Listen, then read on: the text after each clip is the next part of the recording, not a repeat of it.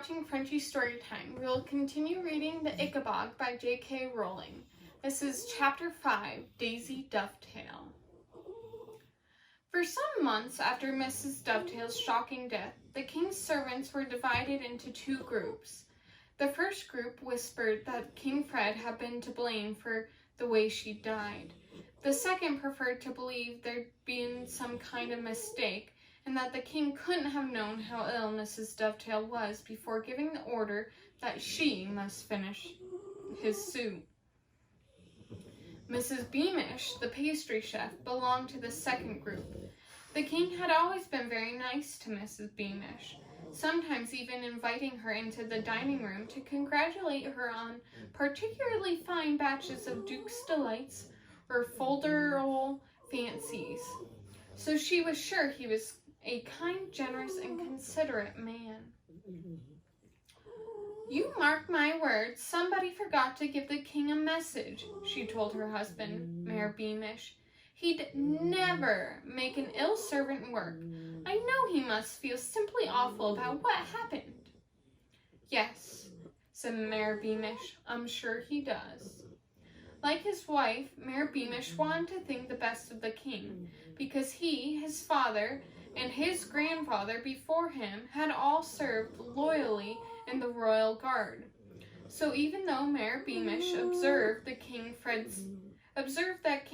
seemed quite cheerful after Mrs. Dovetail's death, hunting as regularly as ever, and though Mayor Beamish knew that the Dovetails had been moved out of their old house to live down by the graveyard, he tried to believe that the king was sorry for what had happened to his seamstress, and that he had had no hand in moving her husband and daughter.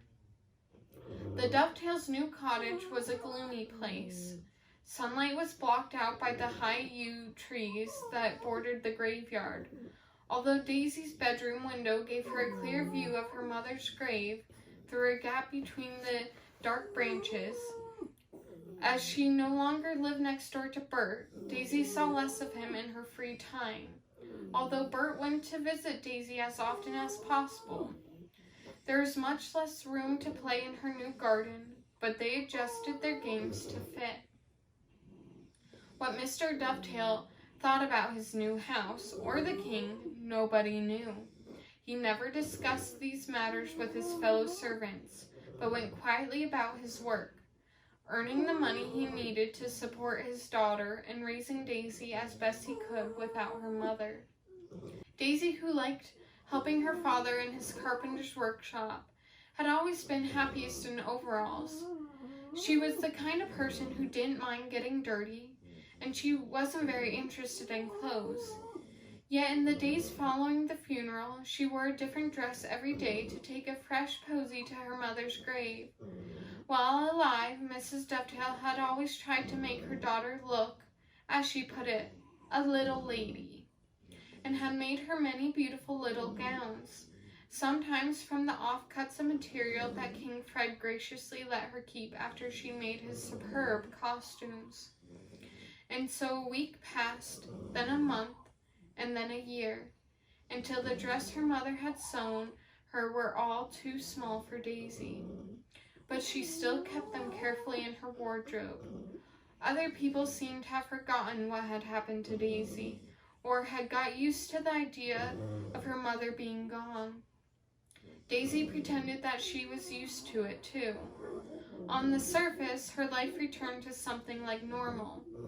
She helped her father in the workshop, did her schoolwork, and played with her best friend Bert. But they never spoke about her mother, and they never talked about the king. Every night, Daisy lay with her eyes fixed on the distant white headstone shining in the moonlight until she fell asleep. Thank you for watching Chapter 5 of The Ickabog by J.K. Rowling. Please be sure to subscribe to our YouTube channel and like and follow us on Facebook and Instagram at Créme Frenchies. Be sure to also check out the Ickabog website and possibly enter drawings into the competition that they have to go along with this book. I think it'd be really cool. Thank you.